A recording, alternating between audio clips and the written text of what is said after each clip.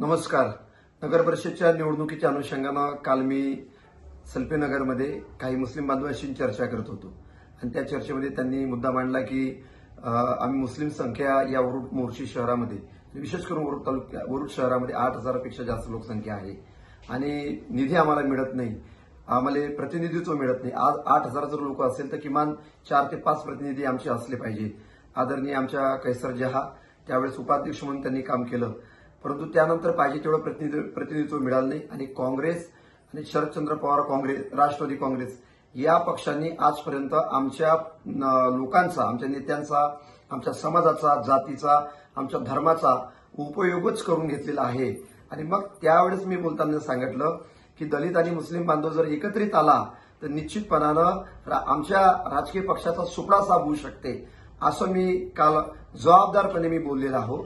मी पाहिलं असेल की दलित आदिवासी बांधवांनी मुस्लिम बांधवांच्या त्या परिसरामध्ये जर गेलो तर नाल्या तिथं व्यवस्थित नाही, रोड तिथं व्यवस्थित नाही, त्यांच्या पाहिजे त्या सुविधा तिथे त्यांना उपलब्ध नाही.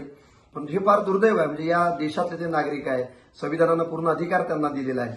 असं असताना त्यांना जाणीवपूर्वक सगळ्या सोयीसुविधेपासून वंचित ठेवणे आणि मग काँग्रेस म्हणजे मुस्लिम बांधव, काँग्रेस म्हणजे दलित बांधव, हे जे गणित आहे, जे समीकरण आहे, कुठंतरी संपुष्टात आलं पाहिजे. आजपर्यंत काँग्रेसने मुस्लिमांचा उपयोगच करून घेतलेला आहे. पाहिजे त्या मूलभूत गरजा आणि सुविधा त्यांना उपलब्ध गेल्या 75 वर्षाच्या कालखंडामध्ये करून देऊ शकले नाही. ही बाब मी ठामपणानं मी बोललेला आहो आणि आजही त्या विषयावर मी कायम आहे. मी हिंदू विरोधी, इस्लाम विरोधी अजिबात नाही. उलट आमचे विद्यमान आमदार चंदूभाऊ यावलकर यांनी जे जय श्रीरामच्या नावावर निवडून आले, धर्माच्या नावावर निवडून आले, यांनी 2 ठिकाणच्या राम मंदिराचा निधी रद्द केला. मी निधी उपलब्ध करून दिला आणि आमदार महोदयांनी तो निधी रद्द केला. म्हणजे धर्माचा विरोधक कोण, धर्माचा चाहता कोण, धर्माला चालवणारा कोण, हे काही वरुड मोर्शीच्या जनतेला सांगायचं काही कारण नाही. परंतु निवडणूक असली की काही पत्रकार बांधव त्यांना खमंग बातम्या पाहिजे असते आणि निवडणूक असली म्हणजे काही भारतीय जनता पार्टीचे अंडभक्त यांना सुद्धा काही मुद्द्याची गरज असते, त्यामुळे ते मुद्दे शोधत असते. मी माझ्या विषयावर ठाम आहे.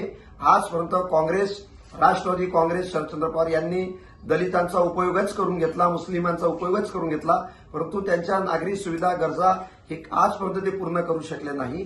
पर्यायानं आम्ही आदरणीय अजित पवार साहेबांच्या नेतृत्वामध्ये महाराष्ट्रामध्ये जे अभियान आम्ही चालवलं, जे फुले शाहू आंबेडकर विचारधारा आम्ही घेऊन चाललेला आहोत, ते विचारधारा शेवटला घटकापर्यंत नेण्याचं काम, पवित्र काम, संविधानाचं मूल्य जपण्याचं काम भविष्यामध्ये आम्ही करणार आहोत आणि ते प्रामाणिकपणाने आम्ही करत आहोत.